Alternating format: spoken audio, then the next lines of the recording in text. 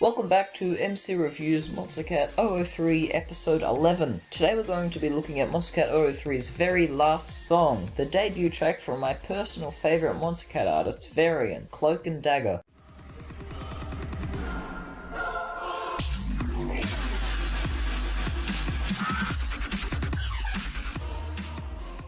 So while he might have started off as amazing on Monstercat, Varien has grown to be, in my personal opinion, the most musically talented artist that I've ever heard on Monstercat, and potentially one of the most musically talented artists I've heard in all of EDM. He has shown that he is not only capable to hit it out of the park on almost every recent genre and style that he's attempted, but has an enormous amount of talent in both composing and playing non-electronic instruments. Just listen to the final drop of Seduction or any of Hypnotique if you don't know what I mean. There is something that I've explained on the podcast before that always comes to mind when describing Varien. I personally believe that on Monstercat, most artists aren't necessarily amazing musicians, just amazing electronic musicians. Take for example Droptech or Noisestorm, undoubtedly amazingly talented in the field of electronic music, but do you really think they'd be able to make good music outside of electronic? I don't. And now this idea is obviously just based on my feelings instead of any fact, so for all I know they could be incredibly talented composers outside of electronic. But the way I see it, there are only a few Monstercat artists that are not only incredibly talented electronic musicians, but also incredible musicians. The ones immediately coming to mind are Haywire,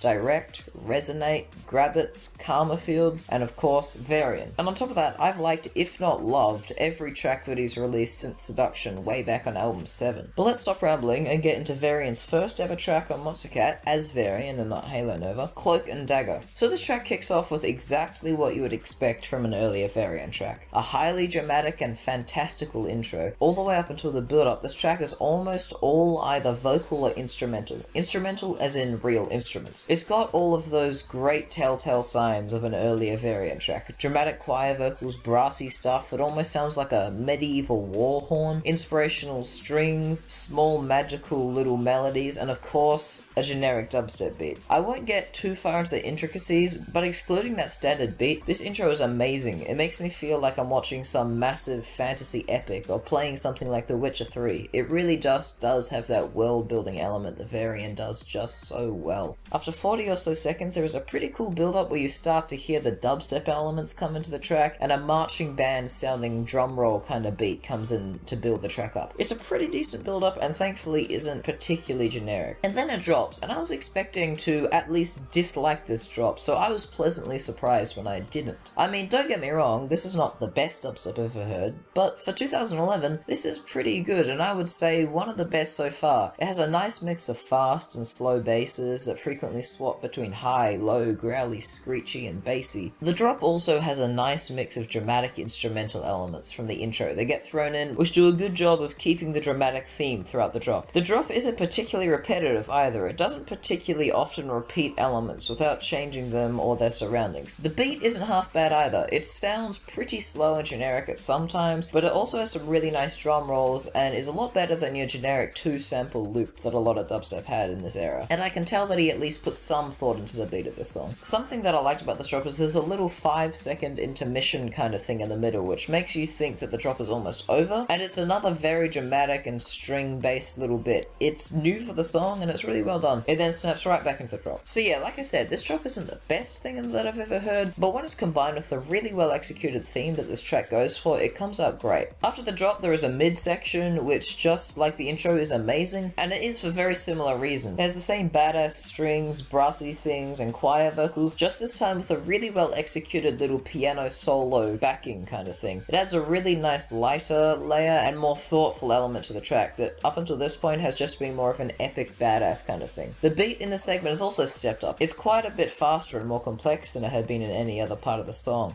This part is great for all the same reasons that the intro is great. This part just has a little bit more to it, so of course it's awesome. There is a second build-up which unfortunately is quite a bit more generic than the first and has that escalating drum speed thing that heaps of generic build-ups do. But this build-up is just forgettable at worst and doesn't really hurt or help the song in any way. And then the second drop comes in and oh my god, I'm so happy that it changed from the first. It doesn't change much at all in the way of bass or melody, but what does change is the beat and as a result the genre. The whole song gets sped up and pretty much put on steroids, as the second drop is drum and bass, which if you've been watching my videos for any measurable amount of time, you should know is quite a good thing for me, seeing as it's probably my favourite genre of EDM. And so while this second drop doesn't change it up massively, the drop still does pretty much all the same things. The change in speed just breathes more life into an already very alive song, and I really, really like it. The D&B beat is nothing special, it's for the most part just your generic 4-sample D&B beat, just with a couple of drum rolls and extra backing kicks which get added to keep it interesting. But even still, the almost frantic speed that this drop is at is just awesome to me, and this is definitely one of my highlights so far in the series. The track just ends with some more awesome dramatic choir vocals that just kind of fade out and then end the song. And wow, what a way to introduce the Monstercat community to what Varien is all about. Dramatic, dark, heavy, fantasy-inspired, complex, and of course, great. This is easily one of my favourite tracks that we've talked about so far, and has really taken me by surprise, as I wasn't expecting to be loving this track too much from what I remember, but after looking at it critically, damn is it awesome. And so for what I liked about this track, I liked pretty much everything, I'd say. My favourite things were the second drop being drum and bass, and the overall atmosphere and the use of real instruments that Varien completely nailed here. The only flaw of the song I can see is that the second build-up is pretty forgettable, and the beats at times can be quite generic, but like I said, everything else is amazing, and the issues are minor at most. So yeah, I really dig this song, and to me it's everything that an early Varien dubstep track should be. It's heavy, it's badass, and it's orchestral. And while this isn't the best song I've ever heard in my life, it is a damn good one, and for that reason I'm going to be giving it a 7 out of 10. It's pretty much as close to an 8 as a 7 can get. If I were IGN, I'd be giving it a 7.9 out of 10, but I'm just not 100% confident giving this track an 8 out of 10, because then in contrast, probably every Varien song from the Scarlet Dawn onwards would be getting a 10 out of 10. So a very high 7 out of 10 is where I'm happy with it sitting. This song has given me added confidence in early Varien tracks like Throne of Ravens and Mirrors that I remember being awful but haven't heard for months, if not years. But as always, it's great to be surprised by songs, and I'm more than happy to add another track to the very large list of awesome Varien songs. So yeah, let me know if you like this track too, or if it just doesn't live up to Varien's modern music. Also, let me know if you like Varien too, or if I'm just some edgy, emo fanboy. You can be expecting my review of Monstercat